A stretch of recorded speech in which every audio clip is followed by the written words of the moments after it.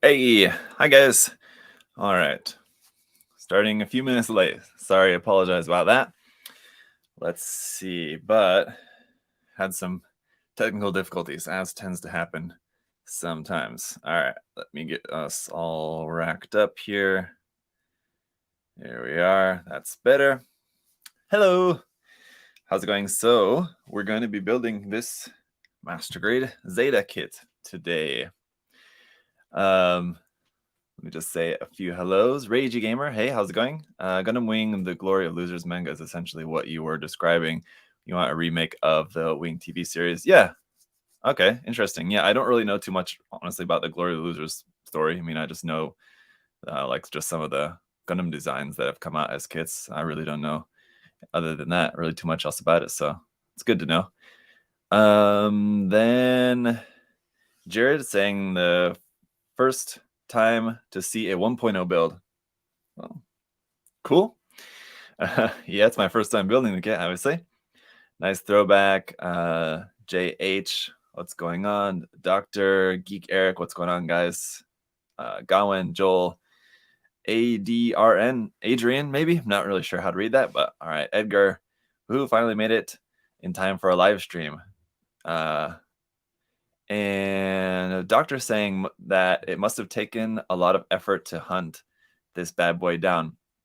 Fortunately, in the position that I'm in, having an audience, you guys in the community, I don't know if you guys saw, I posted about this. I made a YouTube community post that I was looking for these kits, and somebody reached out and said that they had one. So yeah, I was able to get all the 1.0, 2.0, and a Zeta Plus C1.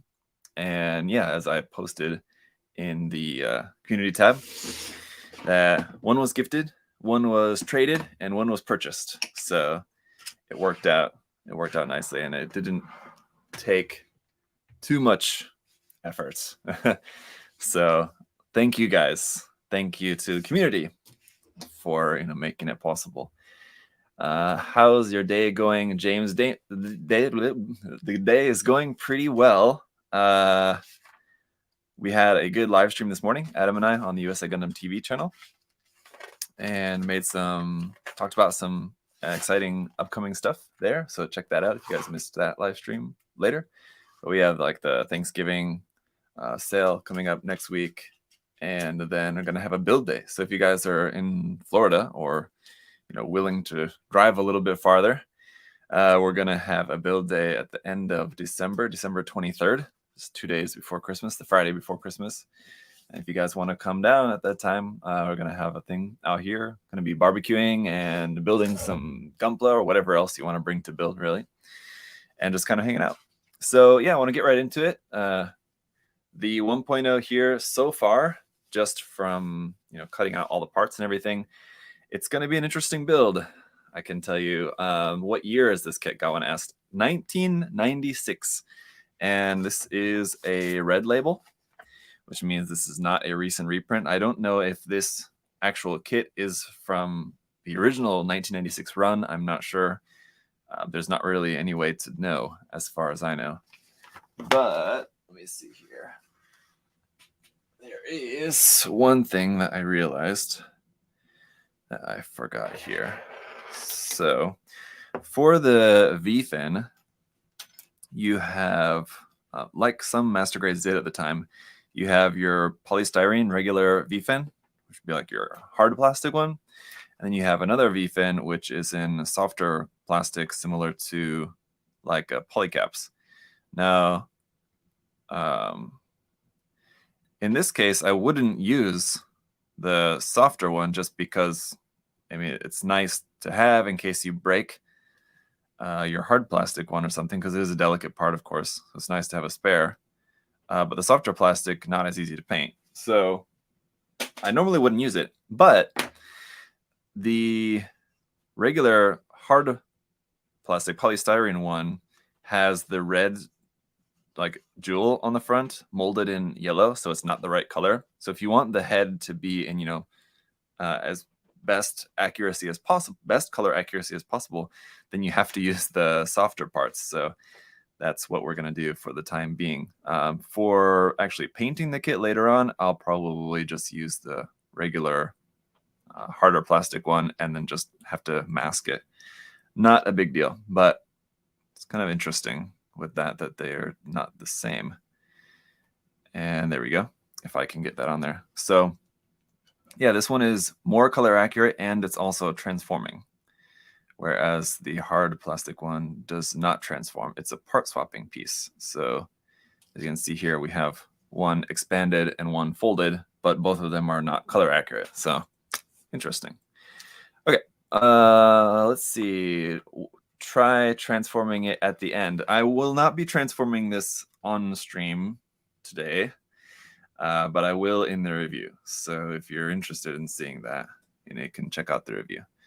And I have some interesting ideas for the review. I think I already recorded the unboxing for it, of course, already, but like for the kind of intro part of the review, I think I might redo it because I had an interesting idea of something else I might want to do with this kit. And yeah, well, I'm gonna think on that over the weekend and building up the kit today. I'll think on my plans for the kit going forward over the weekend, and then on Monday I'll come in and work on the review, and then whatever kind of changes or ideas I come up with over the weekend, I can put those get those in motion when we come back. Now, this sticker is interesting for the eyes. It has this part that goes over like this center that kind of needs to fold over in a very strange way. So I think I should have put the sticker on before the white part. Is the chin of the Zeta Gundam normally white? It is, isn't it? Okay, yeah, I don't know. Guess I just kind of forgot that. So how are you guys all doing today? It's a nice Friday afternoon. Hopefully you guys have had a good week so far and you're ready for the weekend. I am. It's been a week. It's been not particularly any more busy than usual, or any particular reason why it's like more stressful than usual, but I don't know. I've been kind of stressed out this week. My kids have been a little bit sick.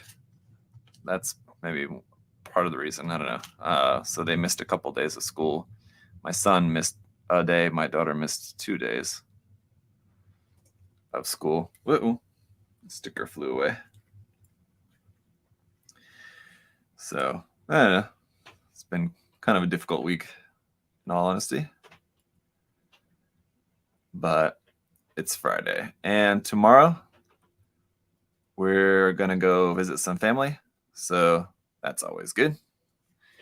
Should be a nice weekend to kind of chill. But like I said, not entirely for me. I do have to kind of keep work on the mind over the weekend because there's some stuff that I'm kind of working on and stuff that I'm need to kind of prepare for next week.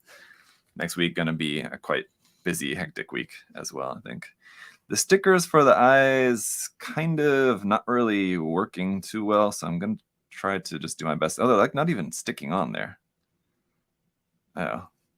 Which leads me to think that this kit may be pretty old. That the adhesive is that worn down, because usually foil stickers stick pretty well, but these ones are just like, feel like they're just like not even sticking. I'm pressing them on there, and they're just not really working with me.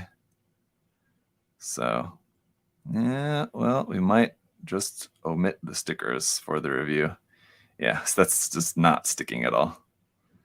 All right, so that's fine. Oh well, I could like glue the stickers on there, but kind of don't want to do that either. So, oh, there you go. Doctor is saying the glue for stickers probably aren't holding up anymore. Yeah, that would be my guess. So yeah, like I said, there's no way of knowing, as far as I know, an exact year of when this kit was actually printed, but seems old. I think the person that I got the kit from if I remember correctly, they said that they got it from somebody else who had had it for a long time. So it seems like it's probably been around for a while, which shouldn't really affect anything with the kit, other than like the stickers and the decals. Maybe I did notice that the dry transfer decals look like those maybe are not going to work out so well, which is fine. I'm not too worried about that.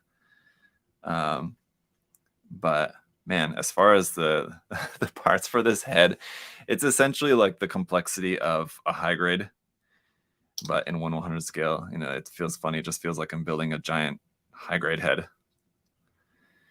You just got your 2 pieces for the faceplate, your clear part, and your mask piece, which is actually less because a lot of high grades will also include like the little chin piece as a separate one. And in the Zeta's case, it's the same color, so they don't need to do that. But it's just 2 parts for the face, 2 halves of the head, front and back, which aren't even fitting together tightly.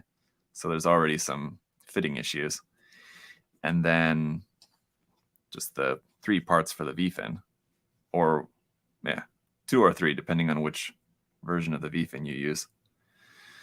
So interesting start for this guy, but there we have it. There's the head. I mean, as far as the actual mold goes, though, so far, I mean, all we've built so far is just the head, so it's kind of hard to say. But the mold of it, I mean, so far, I think it doesn't look bad. It's definitely going to take some detail painting, but yeah, man, that fit is just going to drive me nuts. As long as it stays together, that's fine for the time being. But let me just see. Well, it's tight enough. I'm just worried about it coming apart, like while I'm trying to do the review, which is pretty annoying. Let's see. 1.0 are like early HGs, I believe. Yeah, basically. I mean, like it's got more of an inner frame than, you know, even modern HGs would have, but not that much more going for it other than that, as far as like complexity compared to an HG kit. Moving on then to the arms, following just the order of the manual. This is also one of the things, if you guys have never built like very early on Master-Grade kits, I think some of the early HG kits are the same as well. The early HGC kits, that the flow of the manual is also much less user-friendly than it is now, let's just say. So that like you have, and it's probably better if you read Japanese fluently, because it, you know, being able to see the words, like there's some English in here, like it says head, shoulder, manipulator, arm, but for like the sub-assembly, so you build your sub-assembly over here on the side, and then those are what goes into like the main assembly, which is over here. But you just like the flow of it is not like user-friendly, not like it is now. We have it very easy now. Bandai definitely got much better with the manual layout over the years. It's so much more easier now. The kits just kind of fall together. You can like just casually glance at the manual while building, and you can put the kits together without too much difficulty. I dig the retro kits too. Love the stubbier proportions sometimes. Yeah, the proportions of the kits, I mean, it depends on the kit. Some of the kits I do like the older proportions. Sometimes it looks kind of cool, sometimes not. This is one example where honestly the Zeta Gundam in general, not really one of my favorite designs, but as far as like the proportions of this being a 1996 kit, not too bad, to be honest, but we'll see once it's all put together. Obviously, like the production photos on the box and everything are going to be, you know, looking better than the kit is going to look in the raw, as it were, but we'll find out here shortly as we're going through it. But twerk stream win, Christopher asked. That's probably not going to happen. I'm sorry to say, Chris. But, you know, show your support. And, you know, can't promise anything, but you never know. It certainly wouldn't hurt. I remember hearing kits from the 80s are actually really good. I mean, it depends on what your definition of really good is. It depends on what you're looking for. I mean, if you know what you're getting yourself into, and you know like what to expect and what you want out of the kit, then kits from the 80s can be fine. Yeah, great. There's I have quite limited experience with them so far, in my experience building Gunpla. But you know, when like I think the Gelgoog is the only one that I like built to completion, as in like painted and everything. And I mean, like if you know what you're getting yourself into, you can enjoy it well enough. Yeah, I enjoyed working with that kit. It was a fun kit to work on. This one's gonna be interesting though, for sure. But yeah, the flow of the manual, aside from just like being strange in like the order of how you build stuff, it's also like the order of the sections of the build are different. So yeah, we build the head, then the arms, then the legs, then the body, and then after that it's kind of normal. Then it's like backpack and weapons. But like building the head, then the arms and the legs, and building a body last is kind of strange. Do God Gundam water slides exist yet? Yes. Adrian, water slides, if you're talking about for the RG God Gundam, there's unofficial ones that already exist, and there's official ones that are on the way. I believe Bandai ones don't come out till, I don't know, I want to say next month maybe. But I believe the unofficial ones, which, you know, just as good, I believe we have them now in stock here at USA Gundam Store, though I'm not sure. Somebody can check on the website if you'd like. But one thing about this kit too, I can tell you as we're getting going on it, is it certainly has a lot of polycaps. So I think this one, built up just straight out of the box, is a kit that's, I'm anticipating that it's going to be a frustrating review. Let's just say that. I don't expect it to be like the most easy to handle. Very thin shoulders here, I will say, design-wise. I mean, as far as the shoulders of the Zeta go, I know like they're usually kind of more tall than anything else, which I mean is right, but they do seem very thin, like deep, the depth of them. Let's see, hand parts. These are actually fingers here, I guess. And they go like this. Weird way they have the fingers, so that the fingers are separated, that the thumb is on a ball joint and the first finger is on a ball joint. The second, third, and fourth finger are molded together on a single ball joint. So kind of weird, not ideal, and I probably won't be using those for really anything after the review's done.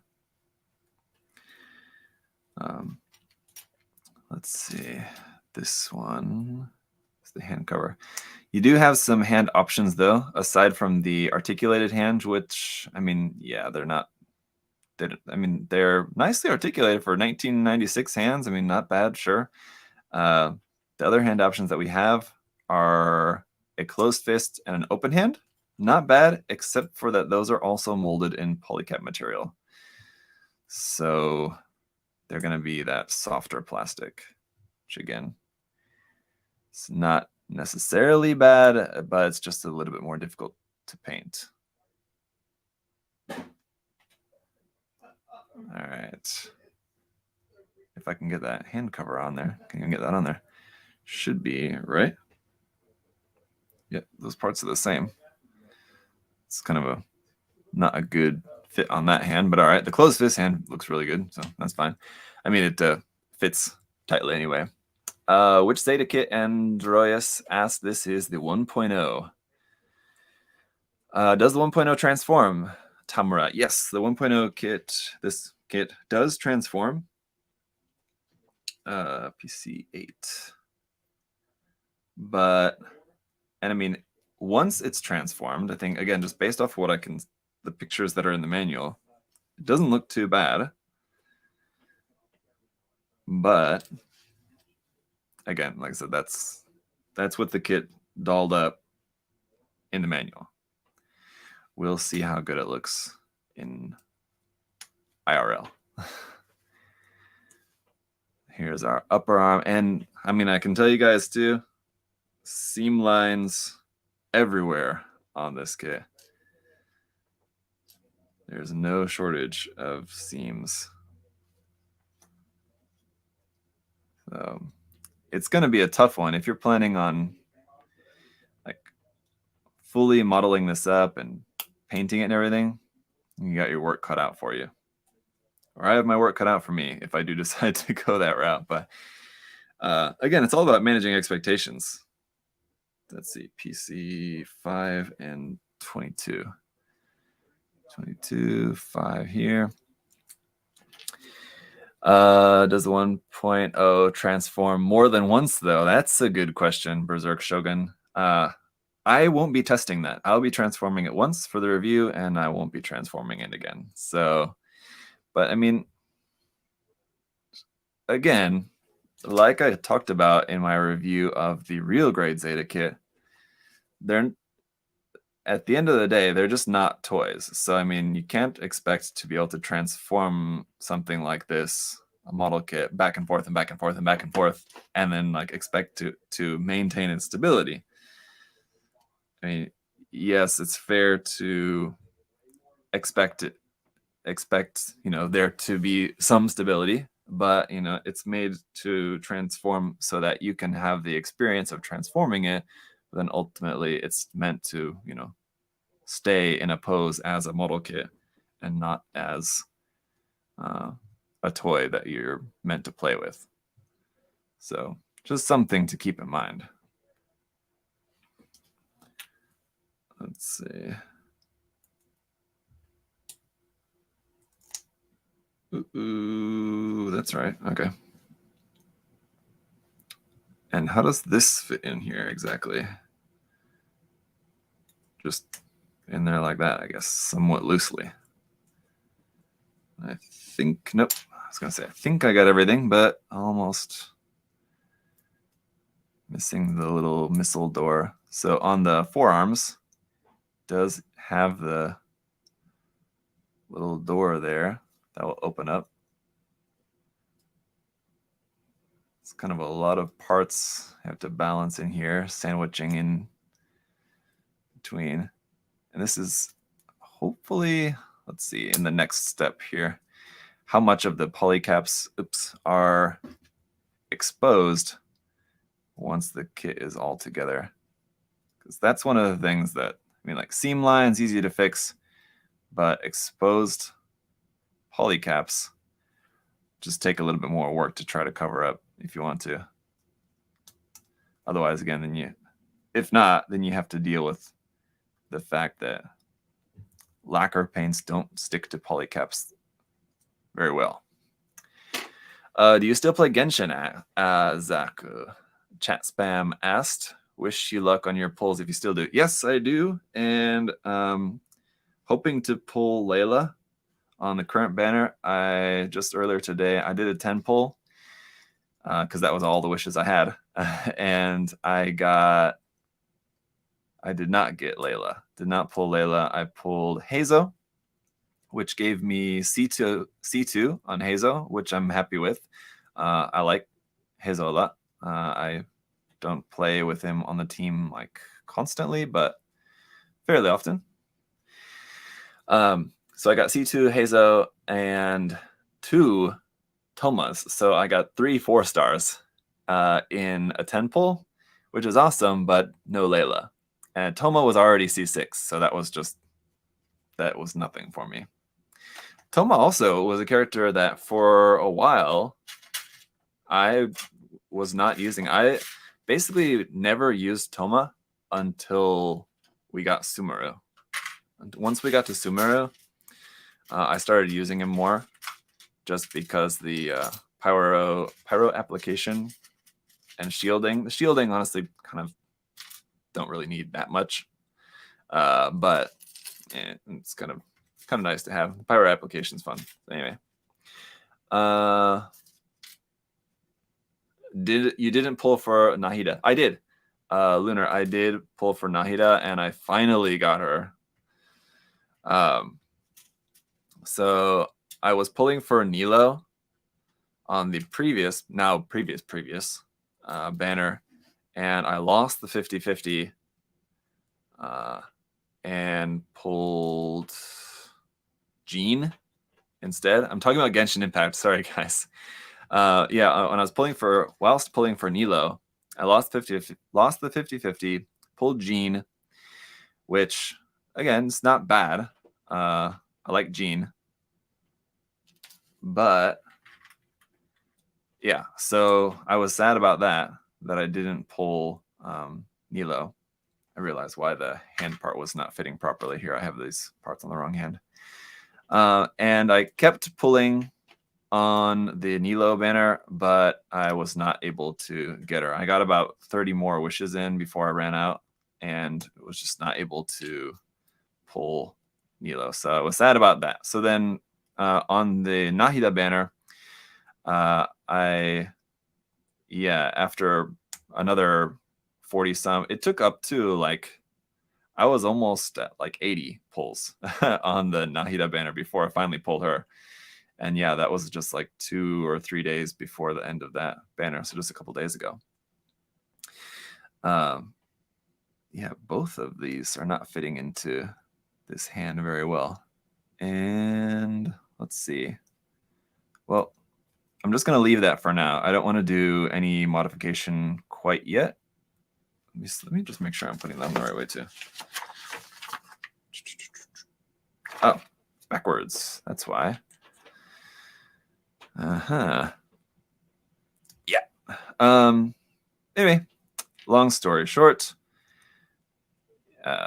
pulled. That one's right. Pulled Nahida, yes. And now for the current banners, I already have both Child and what's her name?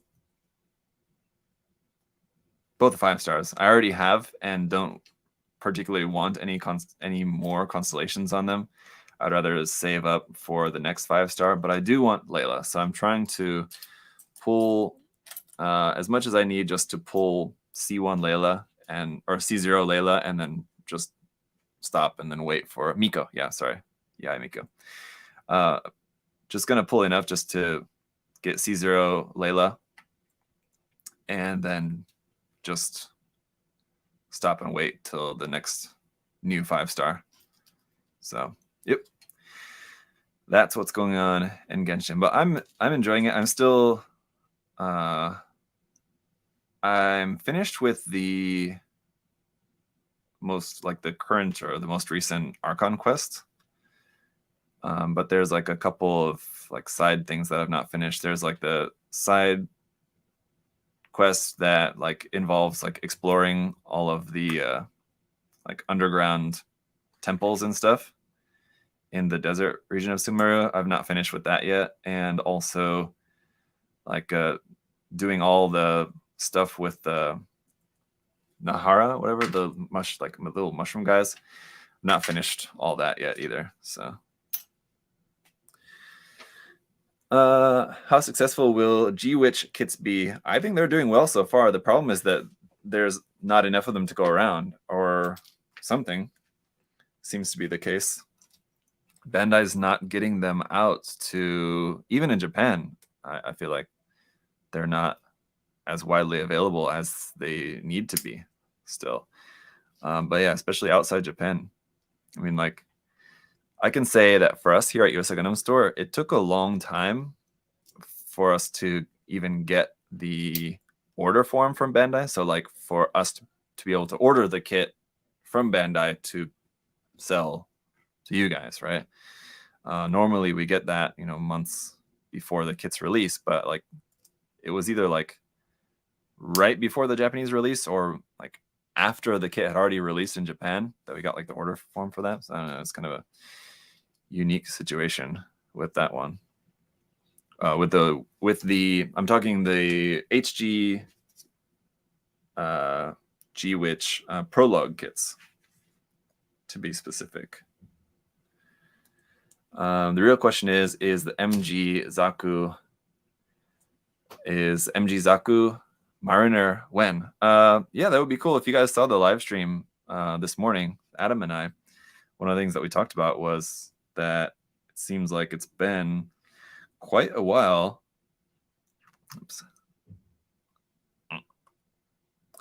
quite a while since we've gotten any new like MG Zaku kits.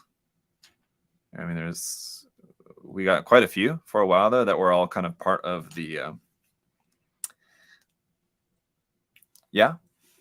part of the Ace Pilot Log series, and then after that, haven't really had too much. So let's see, 27 and 10 for the polycaps here.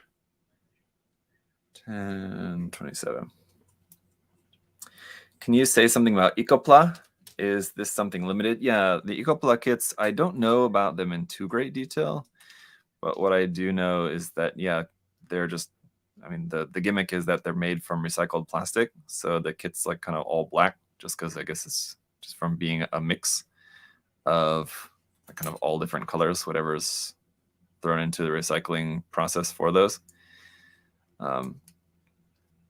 So as far as like what you're getting with the actual kit, it's basically just kind of like a black version of the kit.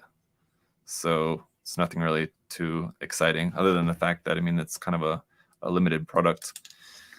So like if you're into collecting limited versions of kits like that, stuff like that, then yeah, can be cool.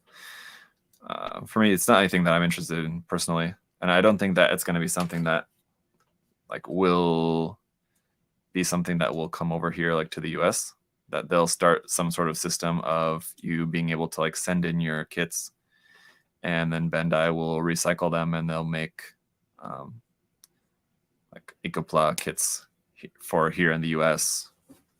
Anyway, just the logistics of it. The logistics of it just aren't feasible.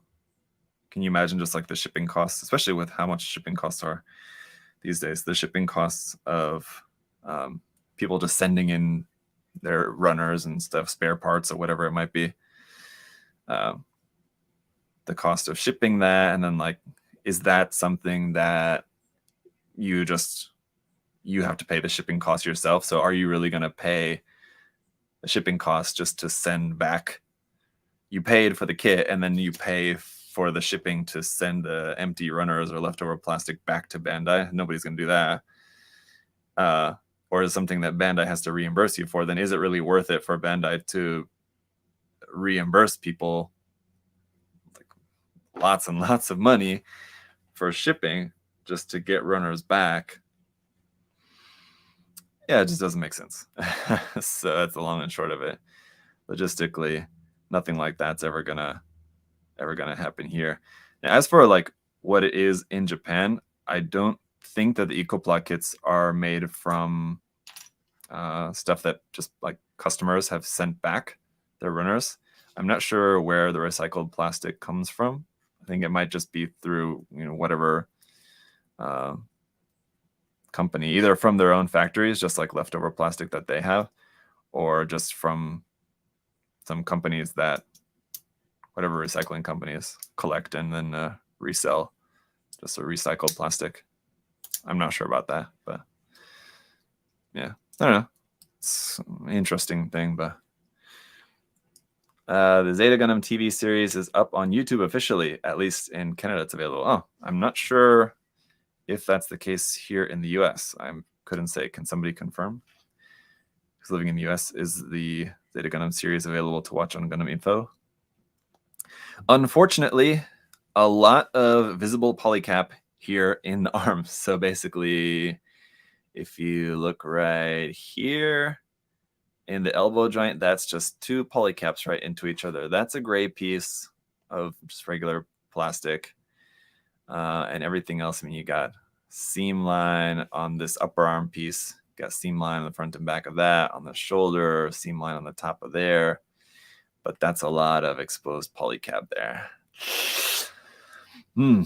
Interesting. But to... Oh, no, I'm sorry. That's wrong. The bottom part is a polycap. The top part is not. The top part's ABS plastic, so it's better slightly, but it's still ABS, so not great. But the bottom part is polycap. Now let's see. Yeah, so interestingly,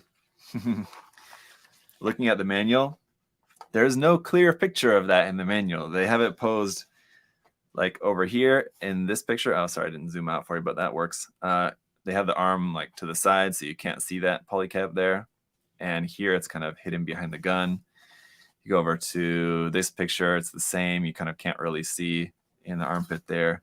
In these big bright pictures, no visible armpit polycap, or not to armpit, but inner elbow.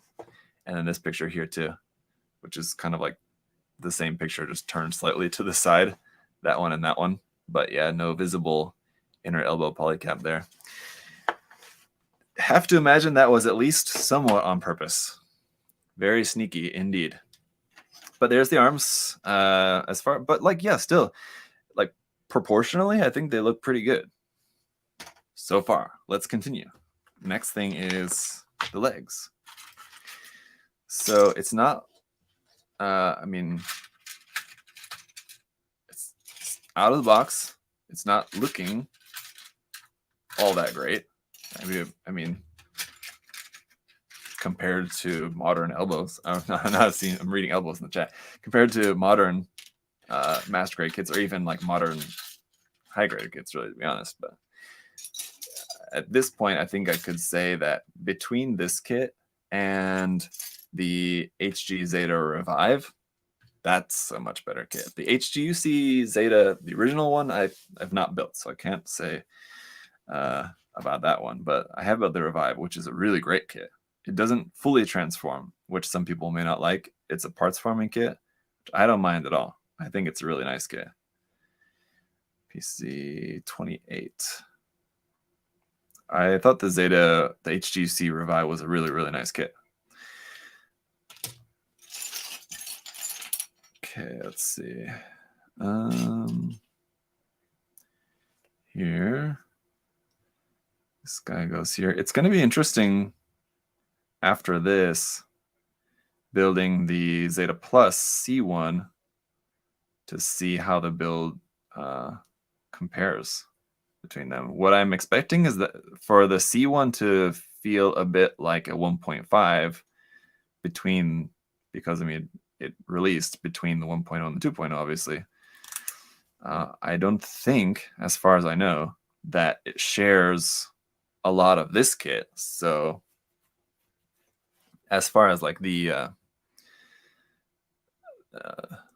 HG 0088 Zeta is better. Yeah, the HG 0088 Zeta was the P Bandai exclusive version of that. I never got one, but I did definitely consider it.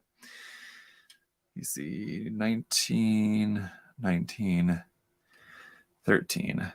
Lots of polycaps here. 19, 19, 13. What was I saying? Anyway, I had the HG Zeta Gundam and it fell apart too often, Scott said. So yeah, the original HG Zeta Gundam, I'll have to look here. Give me a second. I know for this kit, this was, I think, like the 4th or 5th Master-Grade ever. Let me pull up Dalon MG. This was, yeah, number 5. After the Gundam, Char Zaku, the regular Zaku 2, which is just 2 variants of the same kit, and then the G3, which is just a variant of the first Gundam. So it's the 5th MG in the line, but basically the third Master-Grade kit, essentially, because 2 of the first 4 are just color variants. So as for HG, let's see, HGUC Zeta Gundam, where is it? It's like around 20 or so. Let's see, without counting all the way down there. Doesn't say. I'll have to count. Oh, no, it's here. Okay. GP. No, it's further down than that. Excess. Oh.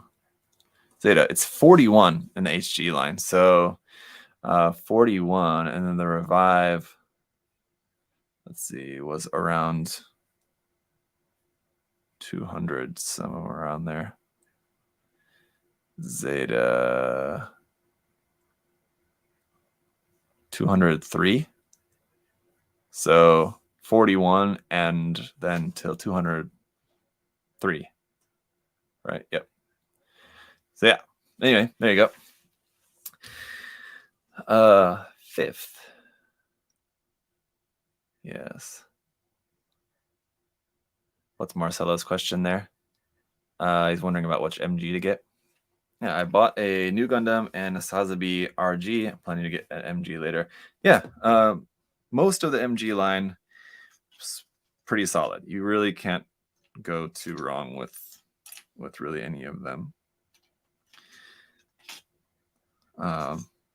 And I mean, I'm sure you can find reviews for any of the MG kits out there, even the older ones. I'm sure you can find reviews. I would be curious to know, and this would be difficult for anybody who wants to attempt it, if you can find like not a P Bandai, but just like a regular release master grade kit that doesn't have any reviews on YouTube. Has anybody ever looked into that?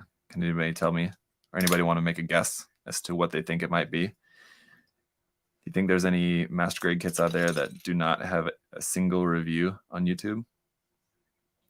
I wonder. Oh, there's where that part is. There was, whilst cutting out and preparing all the parts, there was a couple of parts that I didn't know where they went. I couldn't find it, and now I just see where one of them is. It's for the leg. And now I can't find it where I put it here. There it is.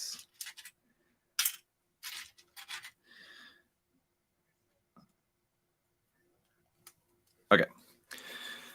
The MG the O has been reviewed. Yeah, MG At Guy. I'm sure there's a review out there for the At Guy. See, I'll have to take your guys' word for it, whatever your guesses or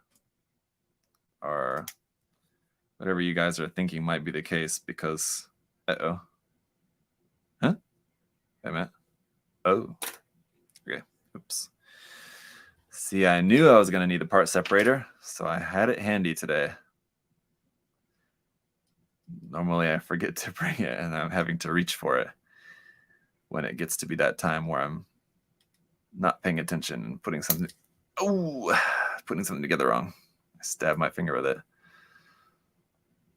Fortunately, it's not that sharp. I did manage to break a peg, though, so there you go. First broken part of the build. But, you know, it happens. People ask often, you know, what do you do when you break a part, or aren't you worried about breaking a part? And I'll tell you guys, sometimes it happens. If it's just one peg, usually it's fine. Like for this part here on the back of the leg, it's got two pegs holding it together. All you really need is one. So if one peg breaks, it's not the end of the world. If that causes any issues with stability, and this is also a fairly inconsequential part. It's just a little part that's like the back of the knee joint. So very easy part to just glue if I need later, but I don't even expect it to be an issue at all. You gotta just relax and go with it. Stuff's gonna break from time to time. Happens to me. I've built probably about 1 million kits in my lifetime. I still break parts often. Plastic cement on it, right? Yep, that's all you need. A little bit of plastic cement. Again, if anything, I probably don't need to put anything on it. It's probably perfectly fine. PC 11. Yeah, this runner layout is just not easy to read, especially like while trying to talk to you guys. No offense. But where's the other half of this part?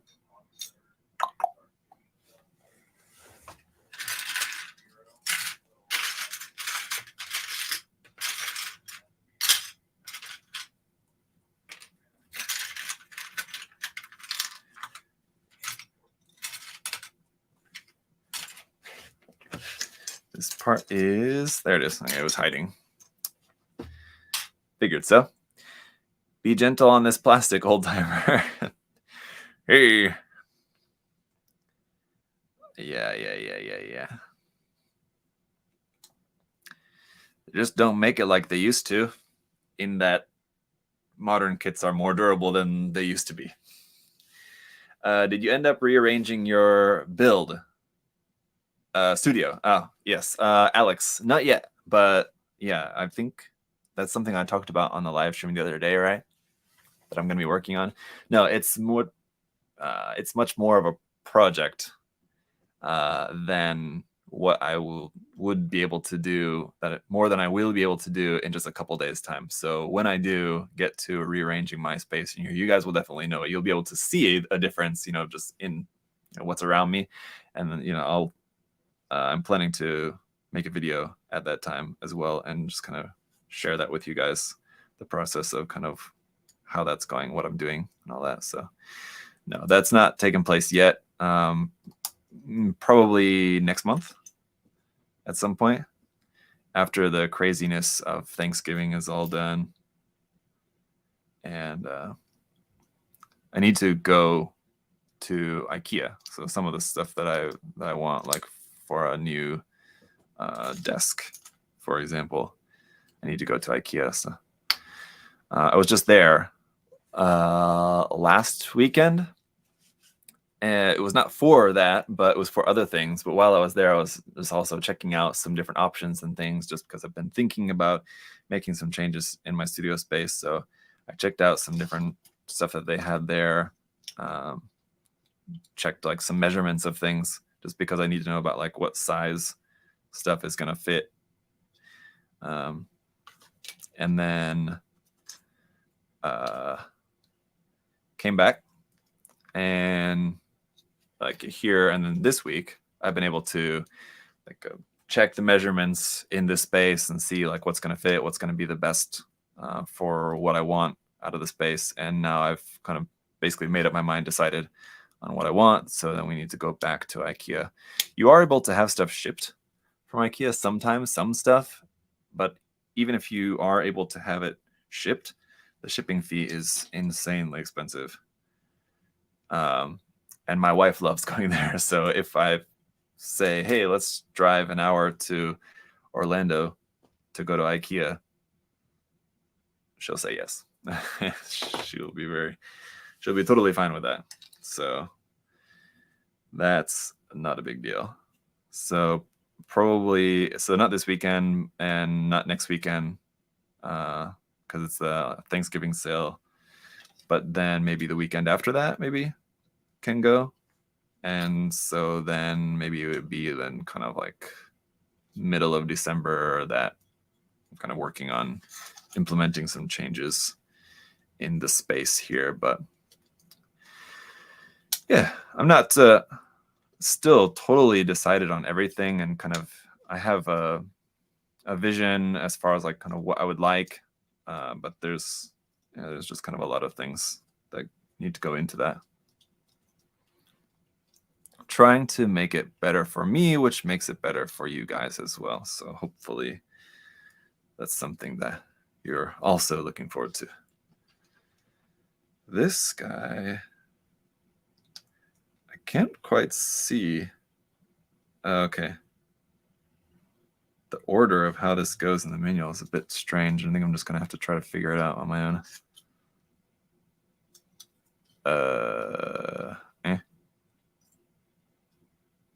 Oh, okay, I got it. So let's see.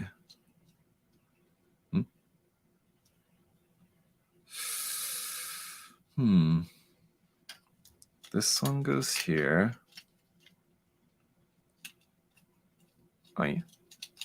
Here. And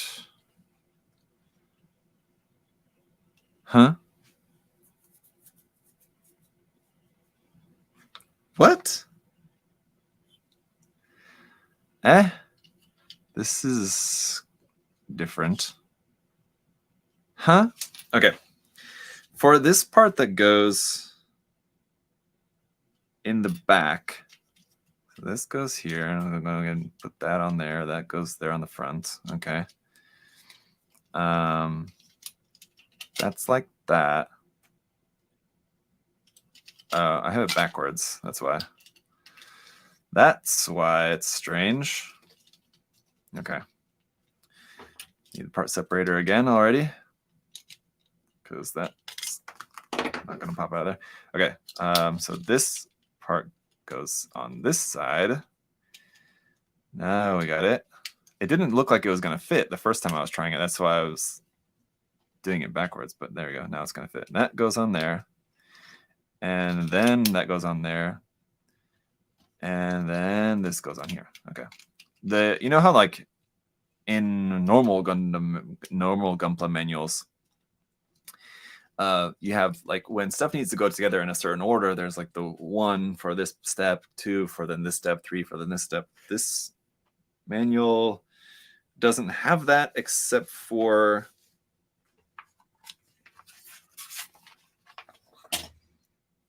I think what it is that let me like this. Here we are. This is the part of the leg that was confusing me there. So this vernier part at the back, which is this little guy, I think it's shaded, which means that's a step that you have to do first, as in like plugging that into the like side panel. If I remember correctly, that's how they did it in the old manuals, is that the shaded part is what you put together first. That was before they were using the whole like step 1, step 2, which makes a lot more sense, a lot easier to read. But yeah, if I remember correctly, let me just look in the manual, see if there's any other examples of that we can like be aware of ahead of time. But no, that's basically it. So I guess everything else is going to be straightforward enough that you don't need to worry about it. But that is a wrap here on the leg. As soon as I get these yellow vent pieces plugged in here, I will say, I mean, like as far as just, again, so far without having the kit fully put together yet, I can just say at this point, it's pretty impressive. Just like the color separation's pretty good. I mean, there you got your yellow vents and everything in there. The details on it are quite nice. It's not like some of the kits in the 90s were like panel lines, like it's spiderweb, like shot all over. It's just like panel lines all over the place. It's got a good amount of details here and there, but it's not overly detailed. So like a kind of nice amount of that, good balance of detail, and proportionally seems pretty good. So it's going to be interesting. But there's the leg, one of the legs. Once we get the other leg finished, then we can actually put the body together and kind of see how it's all coming together. I think my Zeta was before they used HG to classify that size of kits. It seems that they started using HG branding around the mid-90s. Yes, that's true.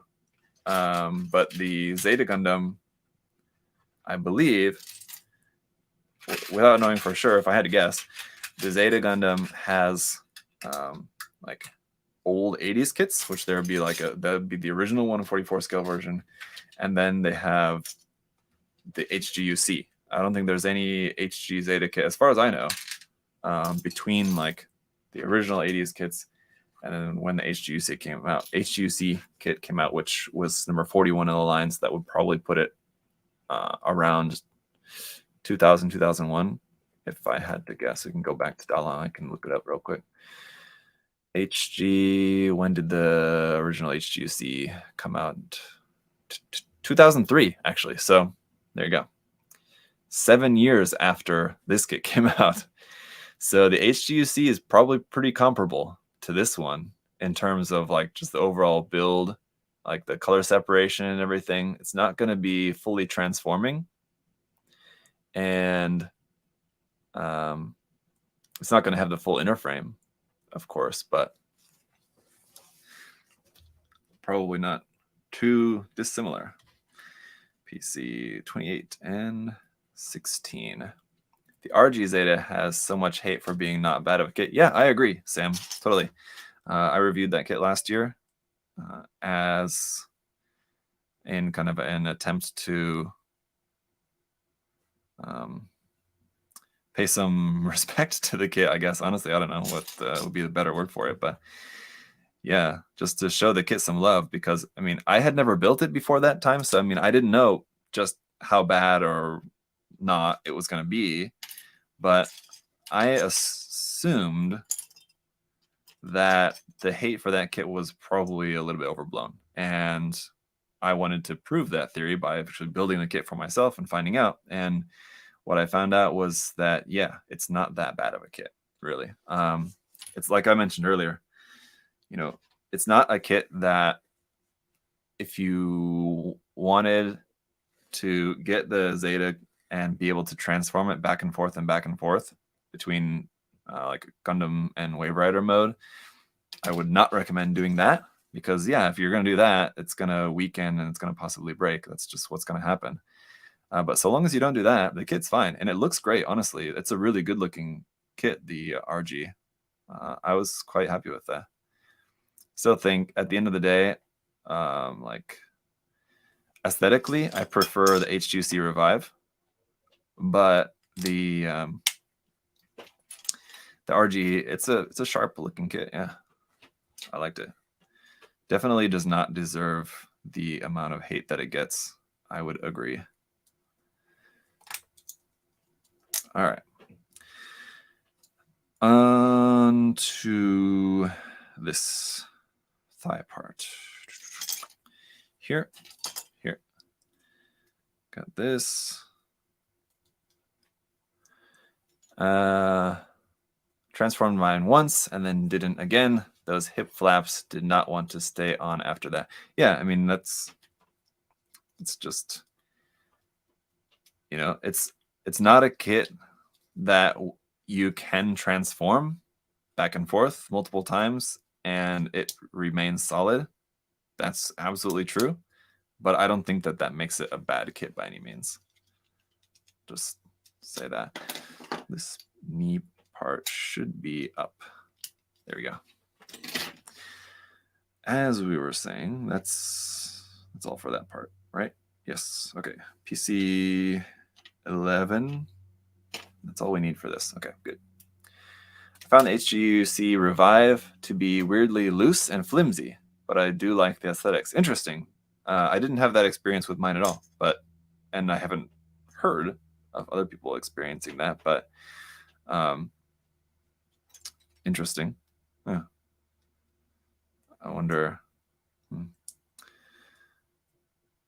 I mean, with a lot of more recent, more modern HGs, some of the way that they design the articulation of them does make them prone to getting loose, just because of the joints, the polycaps, and whatever that they use. It's like the HGI Immortal Orphans kits are a really good example of this.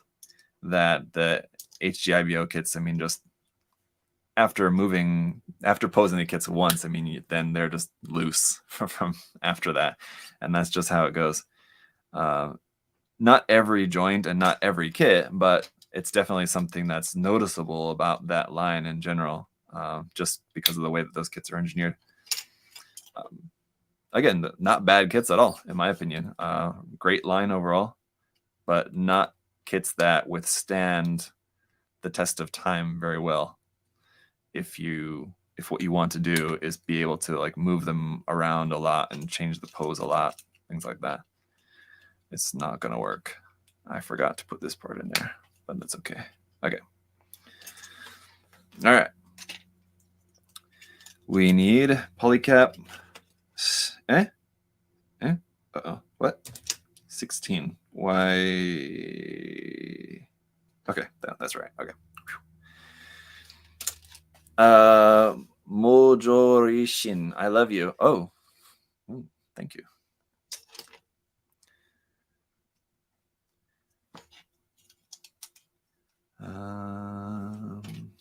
This one here.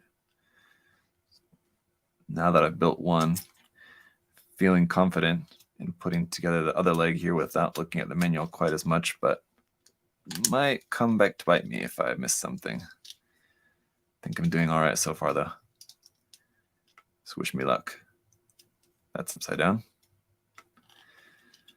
And this one here, now I got it. That's on that side. This on this side. This on here in between.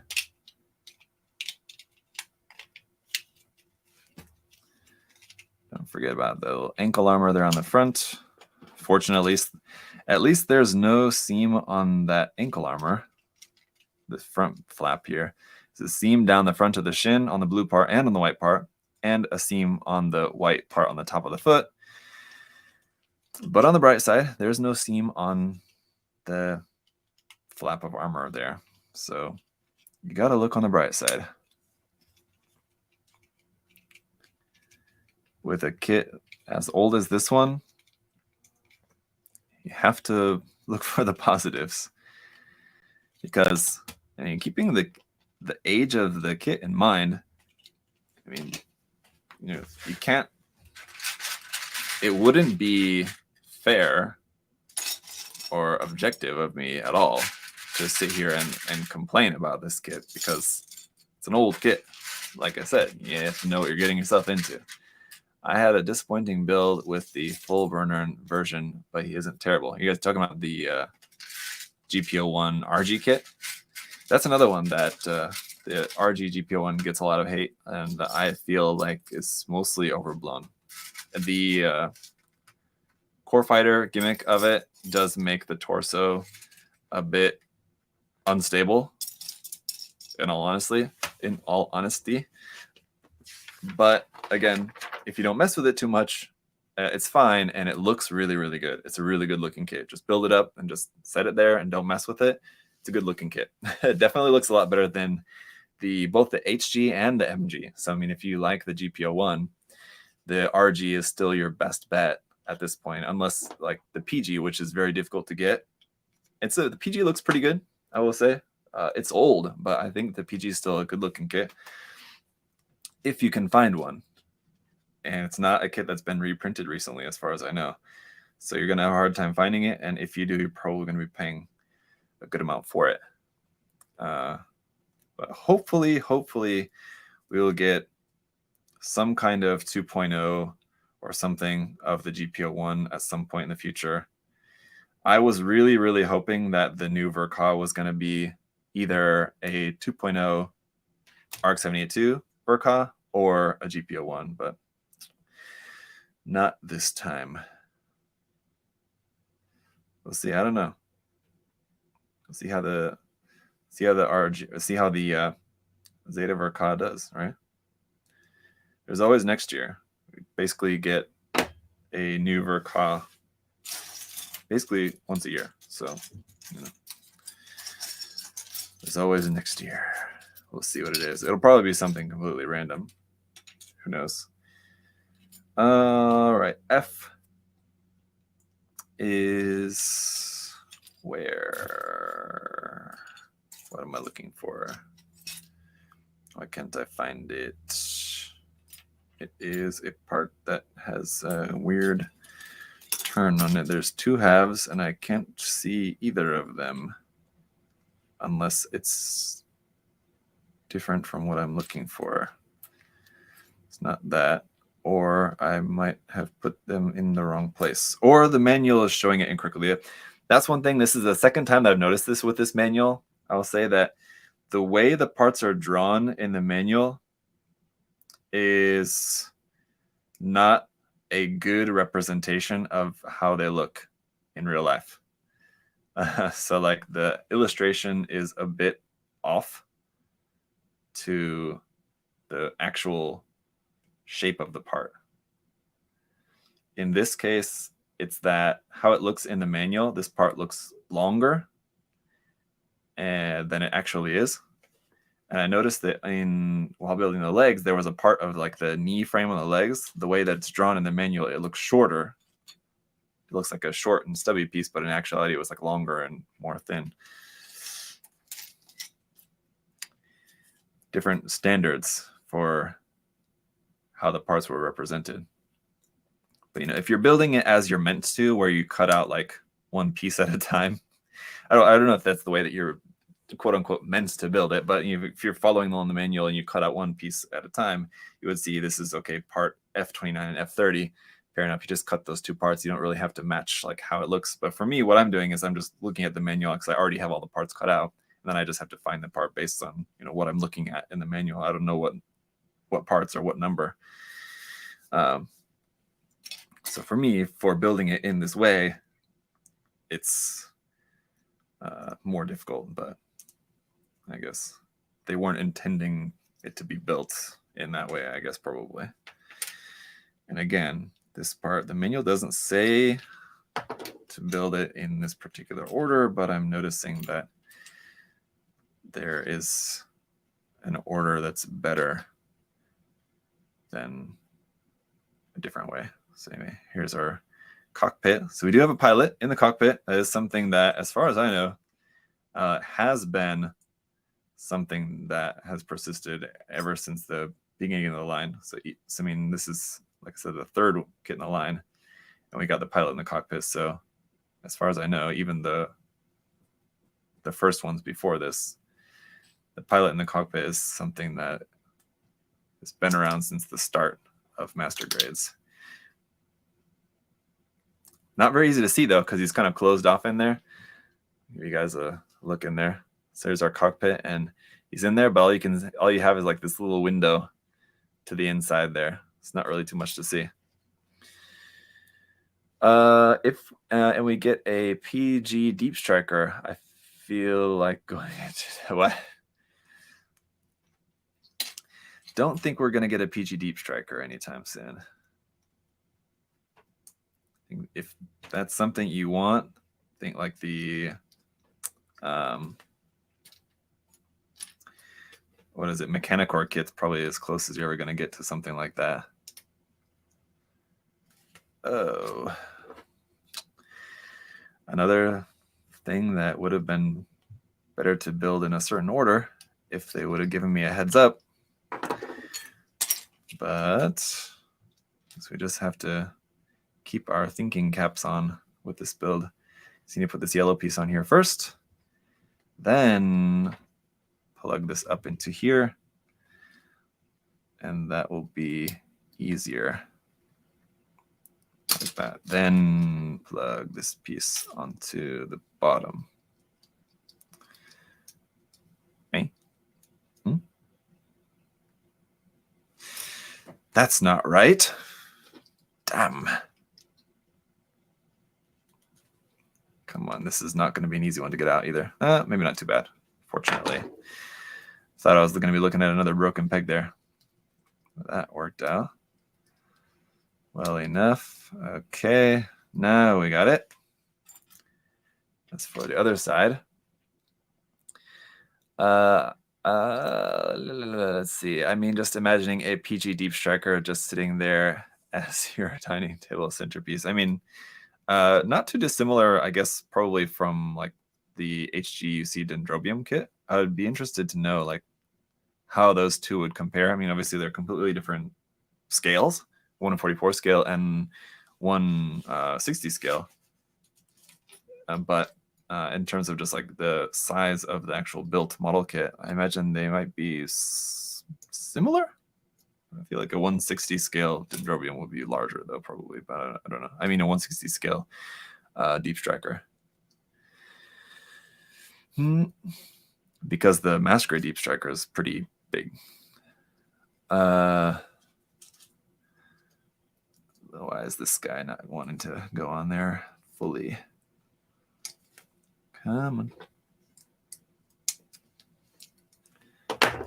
Parts separator coming very much in handy today. Although I don't know why this was not fitting together. There we go. Sometimes you just have to take it apart and put it back together, and suddenly it fits perfectly fine. We have this part here, a sub-assembly for the head.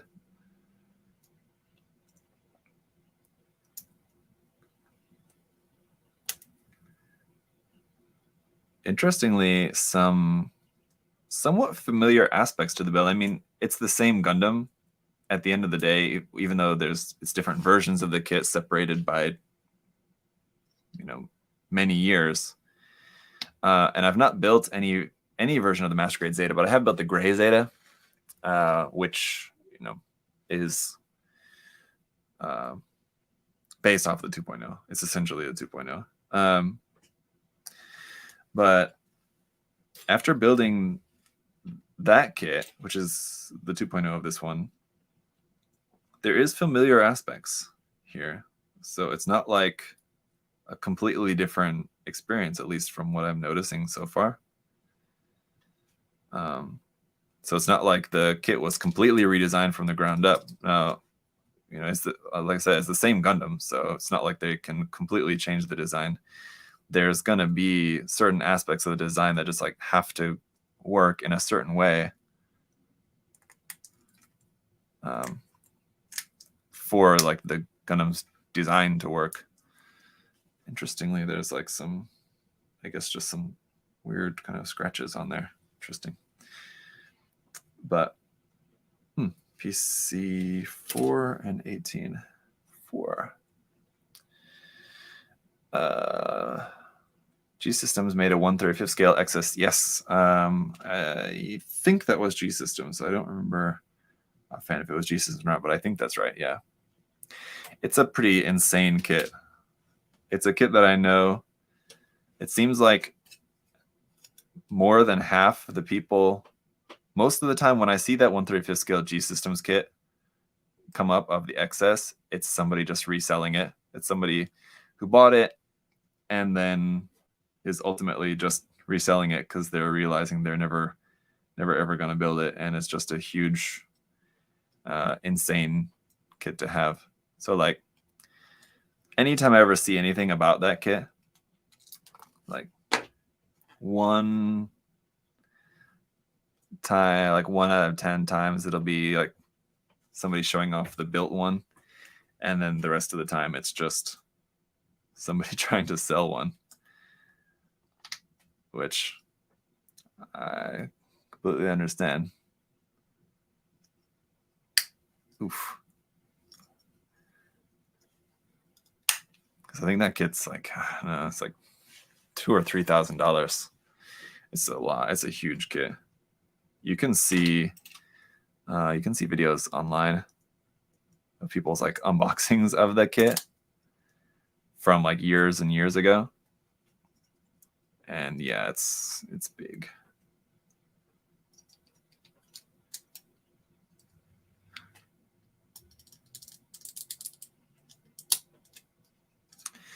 The torso's starting to come together here. Excited for the new Zeta? Dustbin Gaming asked on Twitch. I haven't seen a whole lot of Twitch action in this stream comments, but there's been kind of a lot of chatter there. I have not been able to pay attention to everything, but I am over there. I am also streaming on Twitch. Anyway, Dustbin Gaming, excited for the new Zeta. I'm always excited for any new model kit. Is always exciting. Would I have preferred the new Ver.1.0 to be something else? Yes. Is the Zeta Gundam one of my favorite designs? No. But am I excited to build the kit? Absolutely. I'm looking forward to it. Always excited to build like any new Gunpla, and especially a new Master Grade, of course. So, yes, I'm excited. Let's see. Hang on.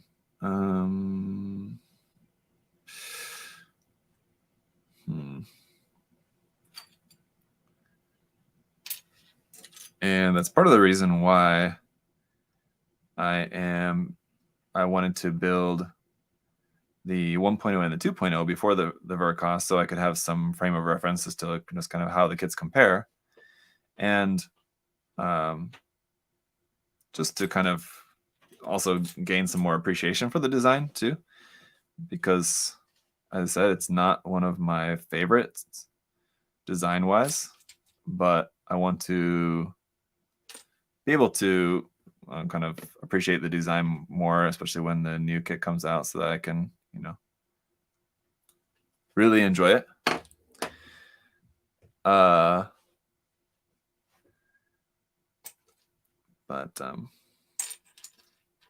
hang on, sorry, I'm just trying to make sure I get these parts together in the correct way. I don't want to have any oopsies here with these. Mm.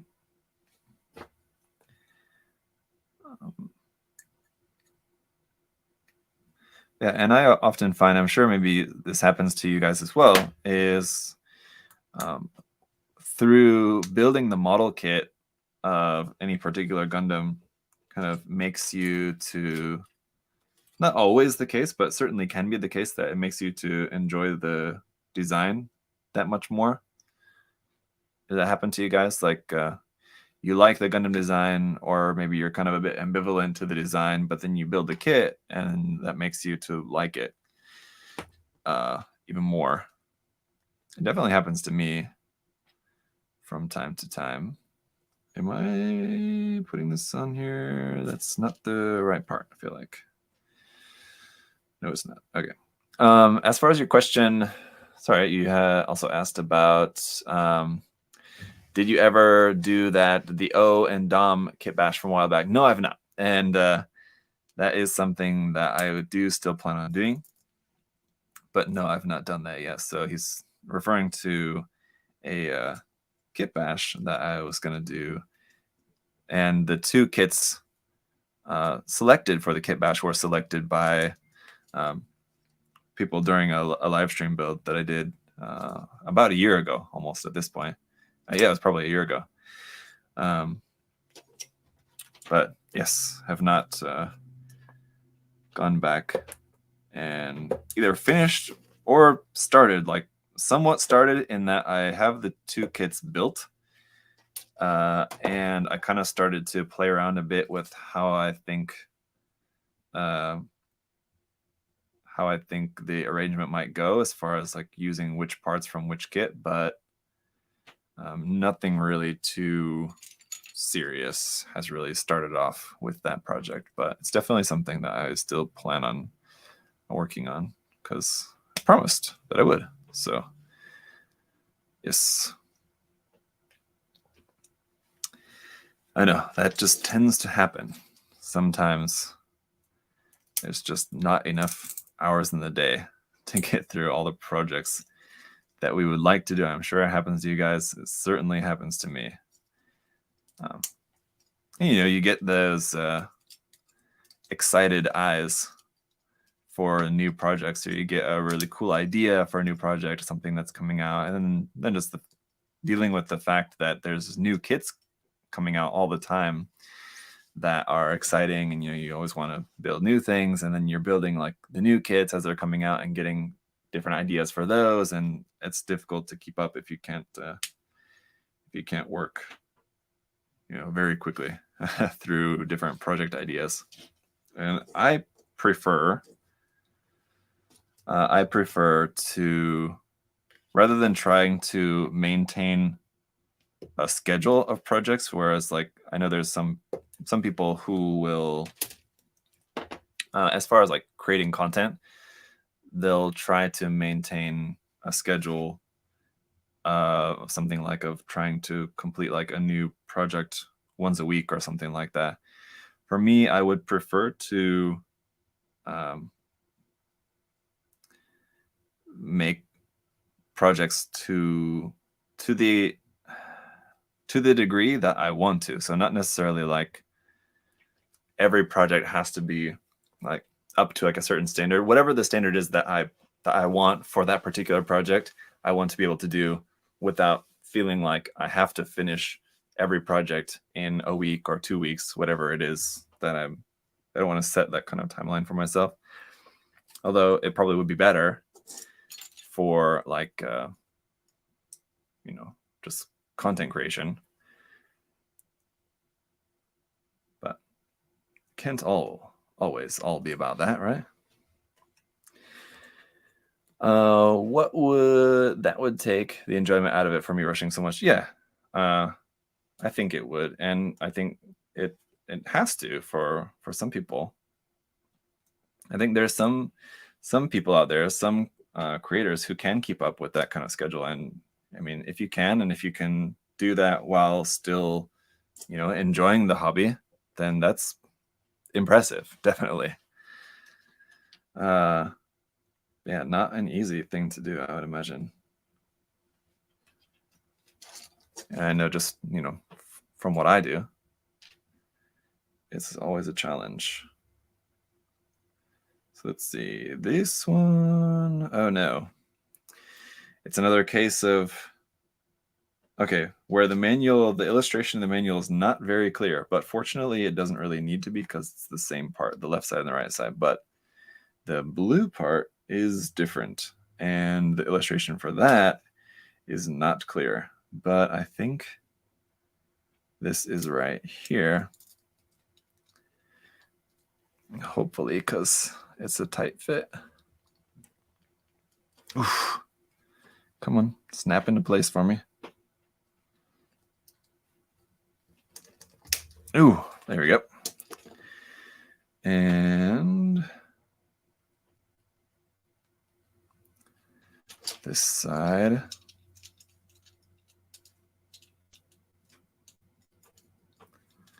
Just snap in. That's going to be a challenge.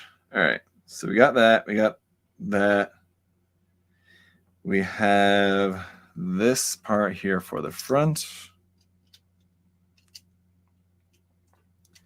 We can attach this onto here, I guess. More tight clicks. Yeah, that one's a little bit better. Fold that down. Oh, at some point we were meant to, oops, plug this part into here, which I forgot.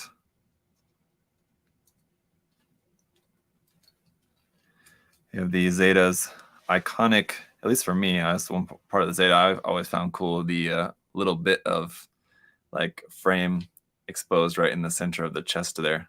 I always thought was kind of cool. Would love so much panic making this kit. I would have so much panic just making this kit from all the clicks.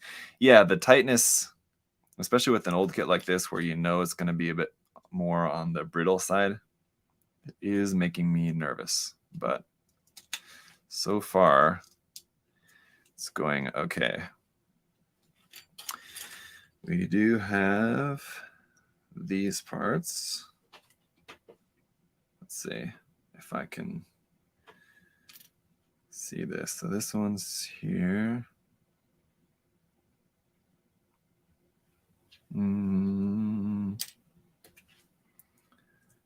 Like that. Okay, bingo. And that's there. Get ready for another click here.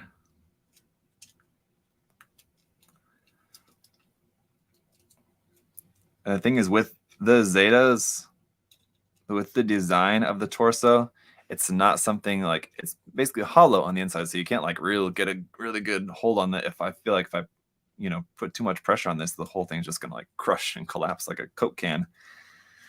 So, and these parts that I need to get like that click in there, it does make me a bit nervous.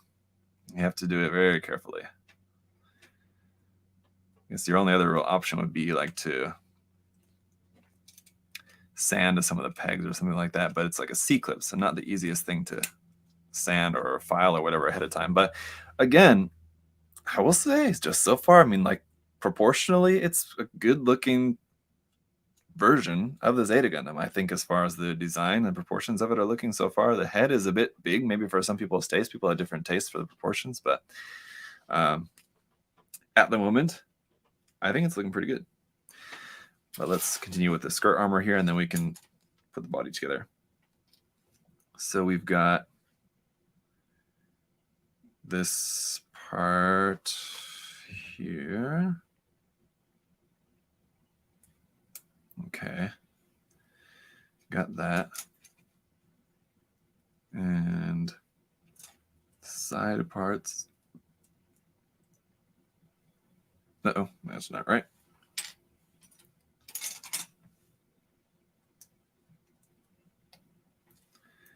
And this one. All right. Okay. other side skirt.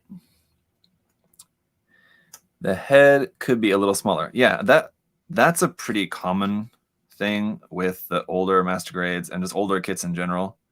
And that's something that has definitely been modernized in Gundam designs, especially with the kits, especially, is that they usually make the heads a bit smaller now than they used to. With the older kits, if you look at like any of the older kits, like before the year 2000, even some of them afterwards, the big head is a pretty common thing in the older kits. Forgot that the side skirts actually plug onto the top of the thigh.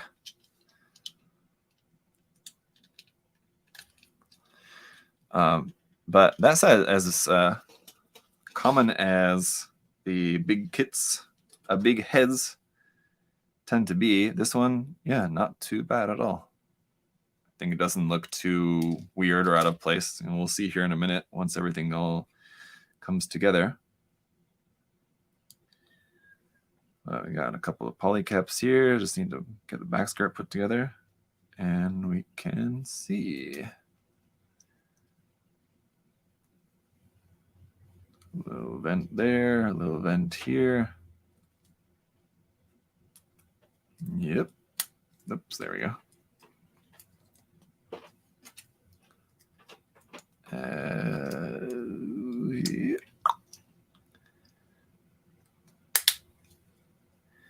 Oof. Yeah, you got all your vents represented and everything there, so good color separation. That pops into place. Oof. The polycap is tight, but not too super tight. Didn't have to really over force that, which is nice. Again, just because I don't want to have any situations where I have to put too much stress on the kit by just putting it together. The ankle bend is like a sideways for being able to get like a wider stance. It's going to be fairly limited. You're not going to be able to get a real wide stance out of this. That's probably going to be about it. But I gotta say, I'll turn the arms the proper way for the Zeta, for the lower arms to be sideways. Not too bad looking, to be honest. The proportions and everything of it. The head is a bit large, but it's not too bad because you have a lot of, it's balanced out, I feel like, quite nicely by how bulky the lower legs are, by how thick the lower legs are. I think the shoulders could honestly be a little bit bigger. I think that would help a lot to kind of balance out the proportions a little bit. The shoulders are the only part that kind of feel a little bit too small. I know the Zeta doesn't have huge shoulders, but I mean, honestly, I think it looks pretty good. Let's build the backpack and we'll see. And it does stand on its own just fine. Now, we'll see if that changes once we have the backpack. HG Dendrobium review, John wants to know. I don't have one, so I would have to have one first. But if I had one, it has, like, over the years, there has been a kit that I always felt like it would be a really fun kit to build and review. It's not a kit that I would necessarily, like, love to own or love to paint or anything. Maybe at one point, like in the very, very early days when I started getting into Gunpla, like when I was young, and, you know, I'd seen the kit. It existed. I think the kit came out probably around the same time as the HG Zeta came out. When did the Dendrobium come out? But it's been around for a long time. So much earlier in my Gunpla days, I'm sure it was one that I would have loved to have. These days, it's a kit that I would love to build and review and, like, share with you guys. Although, like, it's such a huge kit and it's such a huge project, it's not something that I think, like, I would be, like, really, really excited to, like, work on as, like, a full-on project. I don't even see it. Oh, there it is here on Dalong. It's pretty early. When did this come out? 2002. Actually, before the HGC Zeta. That was 2003. The Dendrobium came out. It was number 28 in the line. 28th. HGC kit. There you go. Ryan pointing out that it's hard to display. Yeah, that's the thing. It's like with big kits like that, then where do you put it? And if you don't have a good place to put it, that's the problem with those kits. But hey, Josh. Ryan. I was thinking Josh. So Joshua Lee is here. I was gonna say hi to Josh as well, but also hey to Ryan and hey Josh. So hey to both of you guys. RX-78's Gundarium review. I actually almost did that. I almost got the Gundarium kit to review. What I wanted to do, I don't know if you guys remember, I posted about it at the time.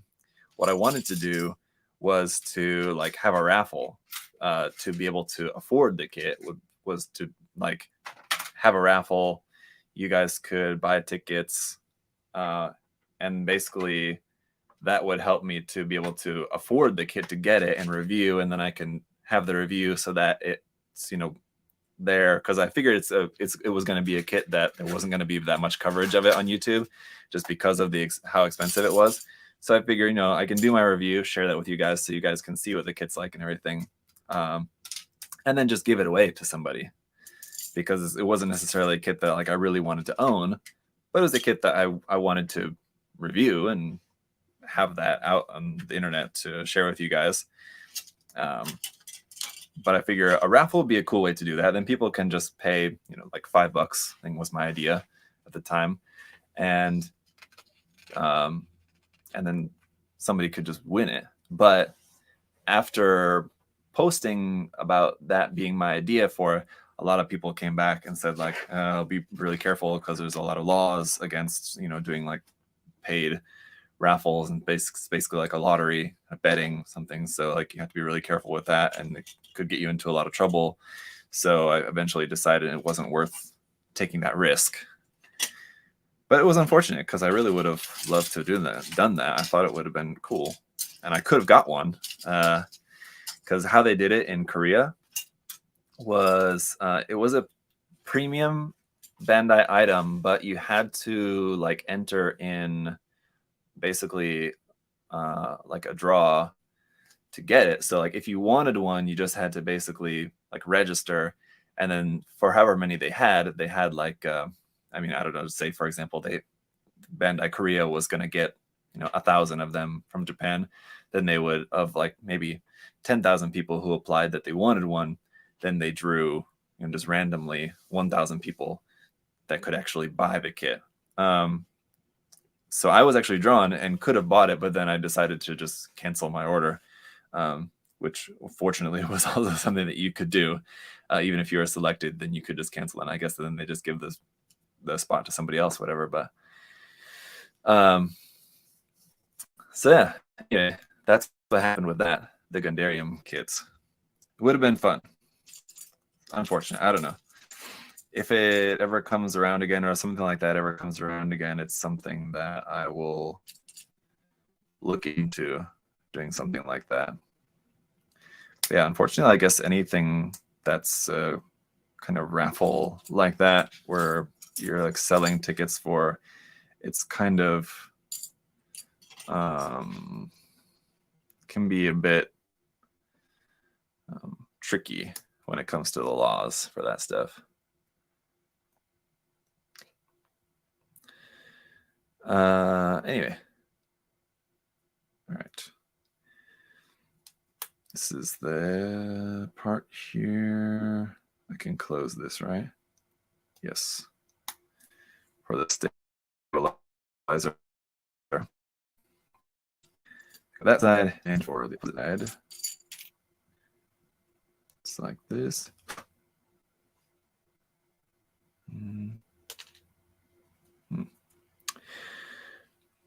But as we're not getting like close to being done, so we still have to finish the backpack here, and then we have the weapons to put together. But yeah, we do need to wrap it up here pretty soon. Even if I'm not completely done with the weapons, I need to leave pretty soon.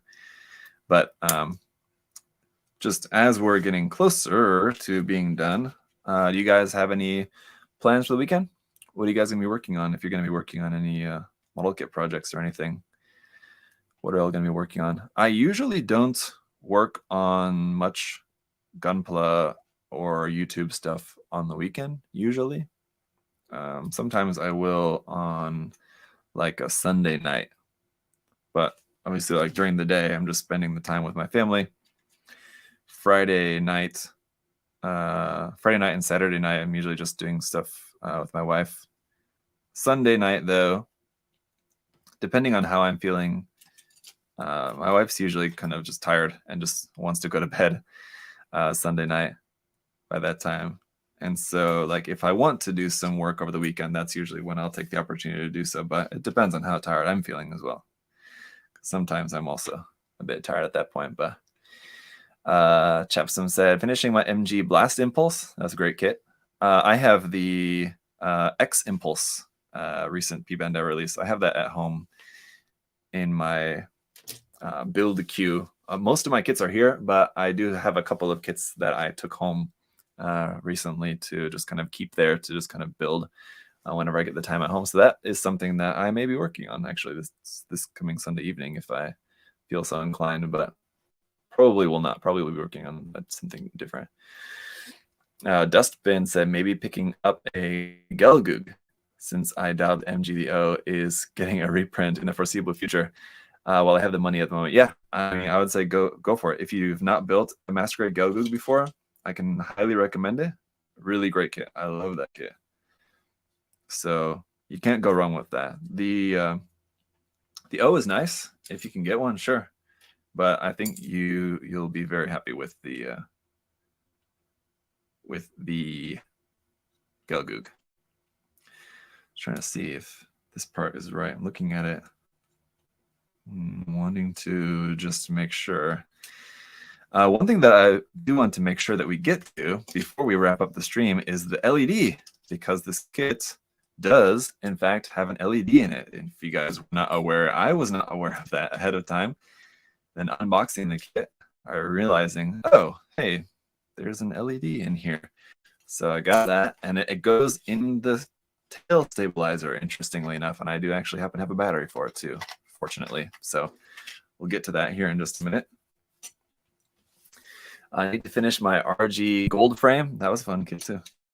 That's going way back since I built that one when that came out. It's been out for a little while. Have you made dioramas for Gunpla? Kato asked. Not really.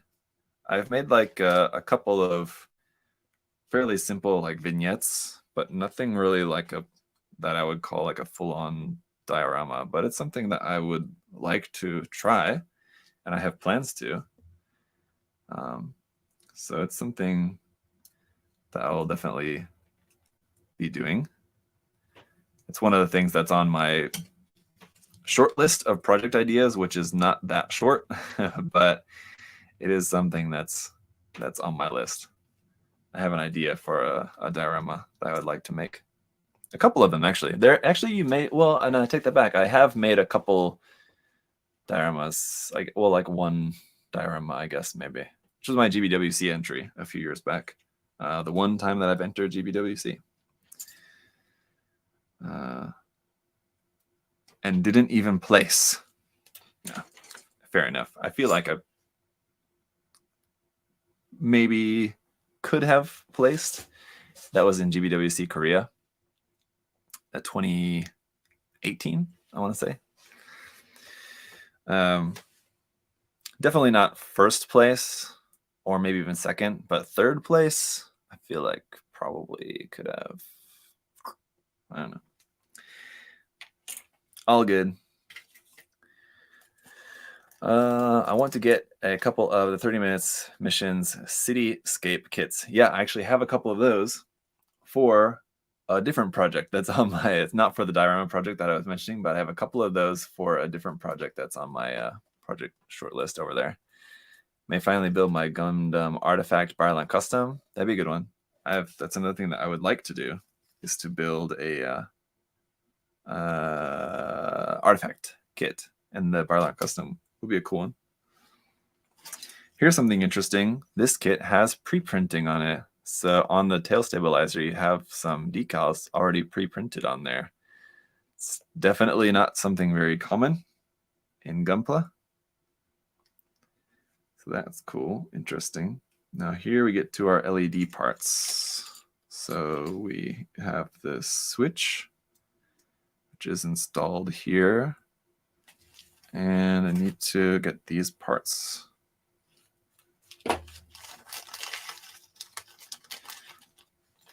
Also a couple of screws, which I have no idea where the screws go.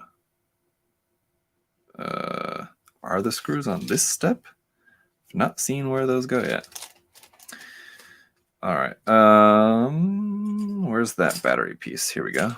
Let's go ahead and put our battery in here. This one.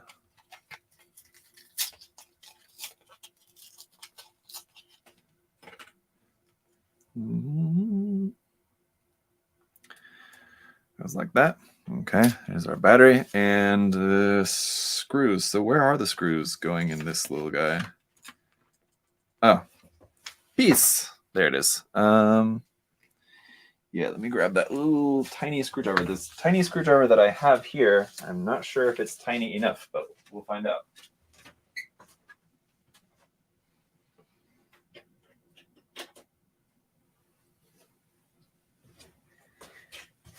If not, I will have to bring my tiny, tiny screwdriver from home. But I think this one should be good enough. This is actually the tiny screwdriver that came with that Sakura Densha. Kind of, would you call it a model kit? Anyway, the thing that I was building the other day. I did finish that, and I finished it off stream, and I took a couple pictures, so I'll post pictures online. Ryan, if you're still in the chat, Ryan Lau, I think it's something that you would really love. So if you didn't see that live stream the other day, I recommend you to go check it out, because I think that it's something that you would enjoy, that kit. So this one goes here.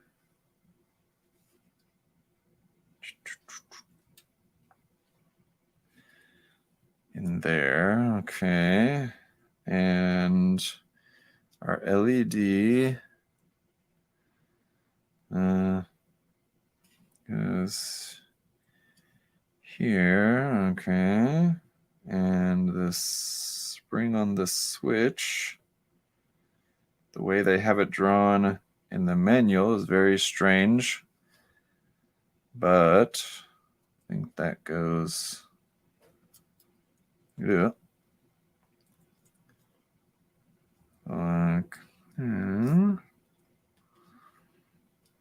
Okay. Like that. Now don't breathe. Hold your breath.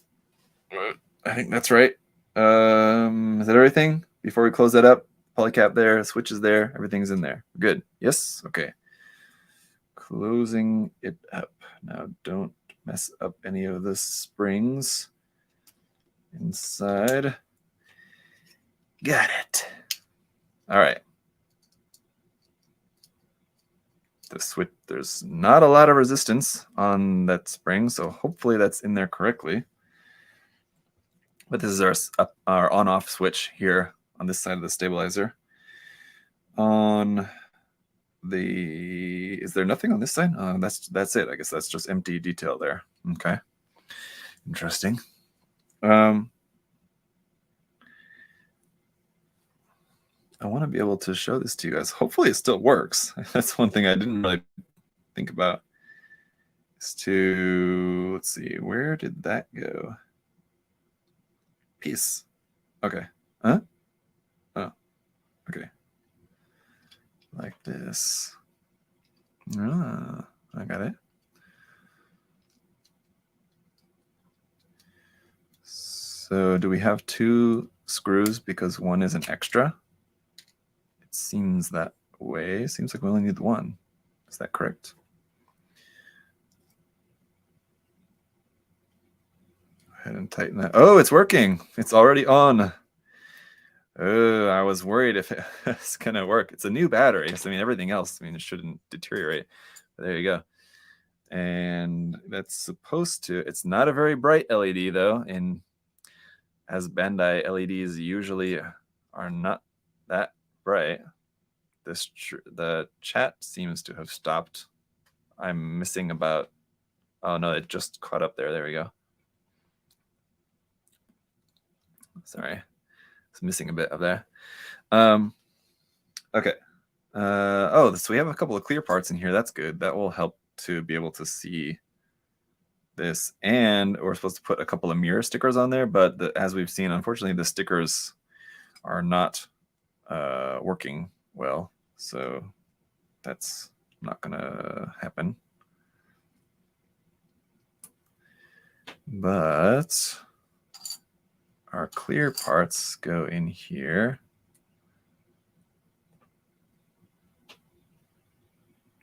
Like that. No.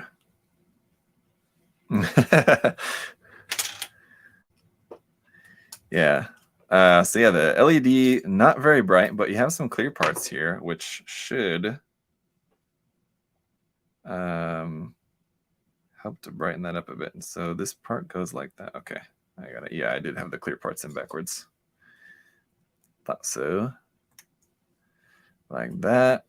So then once we put this on top of here, it's going to light up. Yeah, it's going to be real difficult for you guys to see.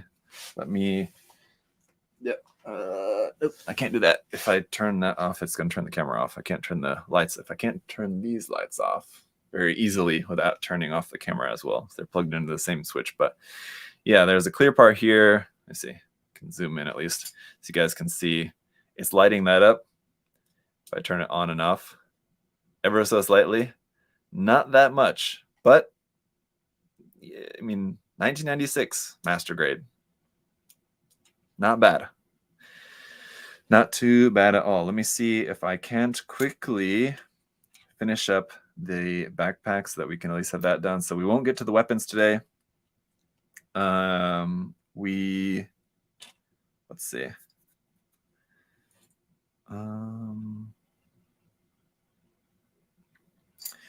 The weapons, though, it's nice that we do actually get. That's not right. Here we go. This one. It's nice that we do actually get the Hyper Mega Launcher, if that is the correct name for that, I believe, with this kit. Whereas with the Ver.1.0, based on what we've seen so far, of the Ver.1.0 Zeta, is not going to be including the Hyper Mega Launcher, which is pretty unfortunate. But hopefully that will change. Hopefully that will be announced that it is going to be including that. But at least for the time being, does not appear to be the case. So it's different. Not really sure why that would not be included, where it's the 1.0 had it, the 2.0 had it, and the Ver.1.0 is then suddenly not going to have it. That would be strange, but it wasn't shown with it. I mean, it seems like the promotional material that we have for the Ver.1.0 so far is kind of showing everything. So, I mean, it could be that there's more that they're not showing yet, including the Hyper Mega Launcher, but I guess we'll just find out. But this kit definitely has it. I just am not going to have enough time to build it for you at the moment, but I will get it built and I'll surely include it in the review, which I'll be working on next week. I'll hopefully get that review out to you guys before Thanksgiving, unless something changes with my plans for this one, which is possible, but I'll let you guys know. This part goes where exactly? Like that, I guess. Okay, is that right?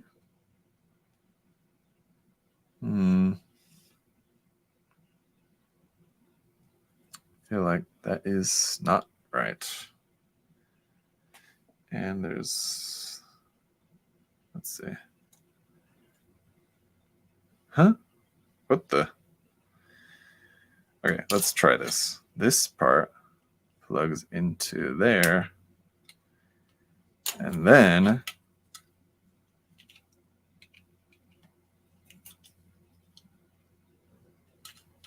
why would that be sticking out? There we go. That's right. Okay.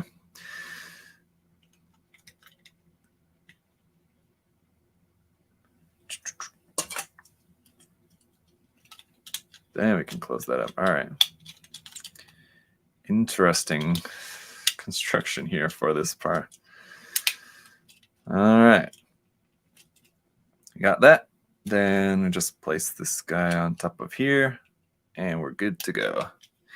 Does anyone have experience attempting to paint an HG Zeta vibe with Gundam markers? I want to build it, but I'm not too set on those decals.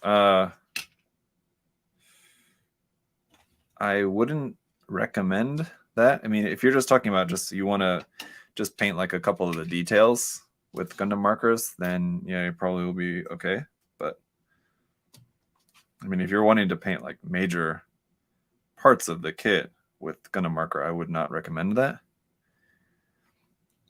What I would recommend, if anything, is just to get some enamels or acrylic paints, and just paint the little details in just with a brush.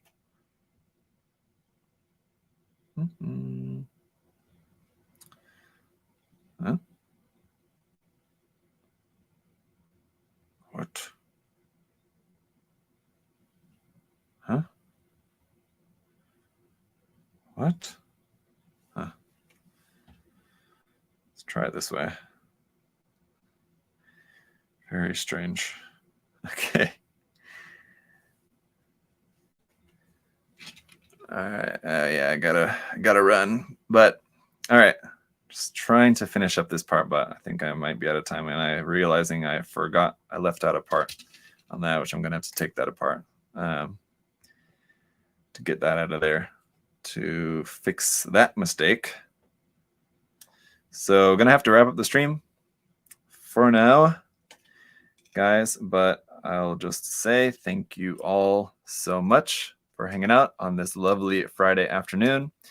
The 1.0 Master-Grade Zeta Gundam, I can say, is not bad for what is essentially the third Master-Grade ever.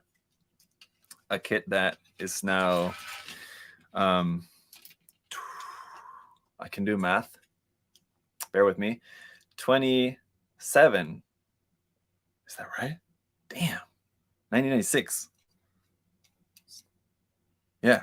27 years old. Almost 3 decades old. Wow. Not too bad of a kit. It looks good. I mean, it's certainly, in order to make it look its best, it's certainly going to take a lot of work, but it's not a bad looking kit, all proportionally and everything, and color separation, details. There's a lot of seam lines, and there's some like exposed polycaps. Not that much really. I mean, just in the elbow and a little bit there in the chest, but not too bad. But that's going to do it for this live stream. I got to run, guys. I will finish up the build and work on some more video regarding the build and share that with you guys soon. Have a very nice weekend. Yes, stay safe, have fun, build something cool, and let's see you guys later. Bye.